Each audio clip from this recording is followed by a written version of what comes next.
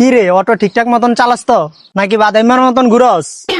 ও মহাজন, ঠিকঠাক মতো চালাই, আগের মতো আর ঘুরি না। স্যার স্যার আল্লাহর রাস্তায় কিছু দেন না স্যার, 2টা দিন ধরে কিচ্ছু খাই নাই। জুতাগুলো পায়ে দাও। তুমি তো দেখতে শুনতে সুস্থই, কাজ কাম করে খাইতে পারো না? স্যার গরিব মানুষ তো স্যার, এর লেগে কেউ কাজ কাম দেয় না স্যার। মহাজন, তাইলে ওর একটা কাজ দিয়ে দেন। এই, তোমার কাজ দিলে তুমি ঠিকঠাক মতন কাজ করতে পারবা? তুমি আগে কি কাজ করছো? স্যার আগে গ্রামে ক্ষেত কামারে কাজ করছি তো স্যার, ঢাকা শহরে আসছি ভালো একটা চাকরির জন্য, কিন্তু কোনো চাকরি পাই না। আপনি যে কোনো একটা চাকরি দেন স্যার, আপনি যেটা দিবেন এটাই আমি করতে পারবো, সমস্যা নাই। আচ্ছা, তুমি আমার সাথে আসো, আমাদের এখানে গ্যারেজ আছে, তোমাকে কাজ বুঝিয়ে দিতেছি। আচ্ছা স্যার। এ বেটা, মহাজন যেতে হইছে, চল একটা মুরগি ধরছে। এই, এদিকে আয়। তুমি ওদের সাথে যাও, পরে নিয়ে কাজটা ঠিকঠাক ভাবে বুঝাই দিস। আচ্ছা, আমি যাই।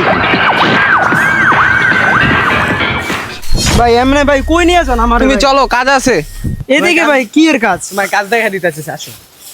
এ বেটা দেখছো সাইডে মানে লোকমুখ আসেনি? নাই। আল্লাহ, কি আছে দেখতো সব লোক। ভাই আমি গ্রাম চাইছি ভাই, আমার লাগে কিচ্ছু নয় ভাই, কিচ্ছু নয় ভাই। তো বন্ধুরা, গল্পটি বাস্তব জীবন থেকে নেওয়া হয়েছে। গ্রামের সহজ সরল লোকগুলো একটা চাকরির জন্য ঢাকা শহর এসে দালালদের পাল্লায় পড়ে সবকিছু হারাচ্ছে।